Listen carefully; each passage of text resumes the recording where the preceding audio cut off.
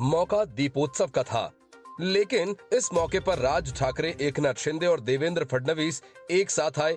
इस बात से महाराष्ट्र की सियासी तस्वीर अब बदलती दिखने लगी है। तीनों नेताओं के चेहरे ये बता रहे थे कि बीएमसी चुनाव में नया समीकरण बनेगा और उद्धव ठाकरे के हाथों से बीएमसी की सत्ता निकल जाएगी। एमएनएस, बीजेपी और एकनाथ शिंदे का गठबंधन उद्धव ठाकरे की पार्टी शिवसेना उद्धव बाळासाहेब ठाकरे को घेरने में बड़ी भूमिका निभा सकता है, क्योंकि राज ठाकरे द्वारा आयोजित कार्यक्रम में न सिर्फ शिंदे और फडणवीस शामिल हुए, बल्कि उन्होंने ही इस कार्यक्रम का इलेक्ट्रिक बटन दबाकर उद्घाटन भी किया। इसके साथ ही पूरा शिवाजी पार्क एरिया बिजली की रंग बिरंगी रोशनी से जगमगा उठा। शिवाजी पार्क पर आयोजित इस कार्यक्रम से पहले शिंदे और फडणवीस राज ठाकरे के घर भी गए। तीनों नेताओं के बीच करीब आधे घंटे चर्चा हुई। उसके बाद तीनों एक साथ शिवाजी पार्क पहुंचे। खास बात यह थी कि राज के एक तरफ शिंदे थे और दूसरी तरफ फडणवीस।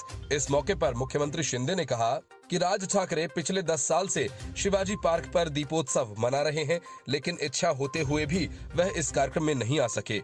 उन्होंने कहा कि अब आना हुआ है, क्योंकि हर काम के लिए एक समय निर्धारित होता है। एकनाथ शिंदे ने कहा, हमारी सरकार सर्वसामान्य जनता की सरकार है, इसलिए यह सरकार राज ठाकरे के सुझावों को भी स्वीकार कर लेती है। हाल ही में राज ठाकरे ने जब अंधेरी उपचुनाव में बीजेपी से उम्मीदवार न उतारने की अपील की थी, उसके बाद ही बीजेपी ने अपना उम्मीदवार वापस ले लिया था।